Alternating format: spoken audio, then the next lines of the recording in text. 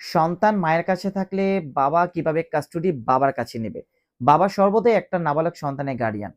যদি সন্তানটা মায়ের কাছে থাকে আর স্বামী-স্ত্রী ডিভোর্স হয়ে যায়, সেক্ষেত্রে কোনো বাবা যদি তার সন্তানকে মায়ের কাছ থেকে তার কাছে কাস্টডি নিতে চায়, কিভাবে নিতে হবে? প্রথমত কোনো বাবা যদি তার নাবালক সন্তানকে কাস্টডি হিসেবে নিতে চায় তার কাছে, সেক্ষেত্রে অবশ্যই তাকে পারিবারিক কোর্টে একটা মামলা করতে হবে এবং এই মামলার মাধ্যমে অবশ্যই তার মায়ের কাছে যে সন্তান নাবালক সন্তান তার মায়ের কাছে নোটিশ যাবে, সমন যাবে এবং সমন জারি হয়ে আসার পর নাবালকের মা কিন্তু জবাব দাখিল করবে। জবাব দাখিল করার পর বাবা কিন্তু কন্টেস্ট করবে, প্রি ট্রায়ালে যাবে, ইস্যু গঠন হবে এবং কি সাক্ষী হবে।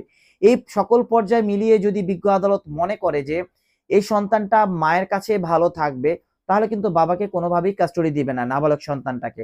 আর যদি বাবা কোনোভাবে প্রুফ করতে পারে যে এই সন্তানটা ওয়েলফেয়ারের জন্য মায়ের কাছে নয়, বাবার কাছে থাকাটা ইম্পর্টেন্ট, সেই ক্ষেত্রে কিন্তু অবশ্যই এই সন্তানটাকে বাবার কাছে কাস্টডি দিয়ে দিবে। বিকজ সবসময় বিজ্ঞ আদালত চিন্তা করে যে এই সন্তানের ওয়েলফেয়ারটা কোথায় হবে।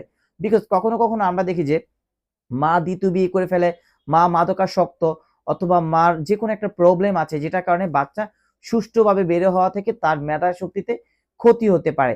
এই ধরনের কোনো প্রবলেম যখন বিজ্ঞ আদালত দেখে, তখনই কিন্তু বিজ্ঞ আদালত কাস্টোডিয়াম মায়ের কাছ থেকে বাবাকে দিয়ে দেয়।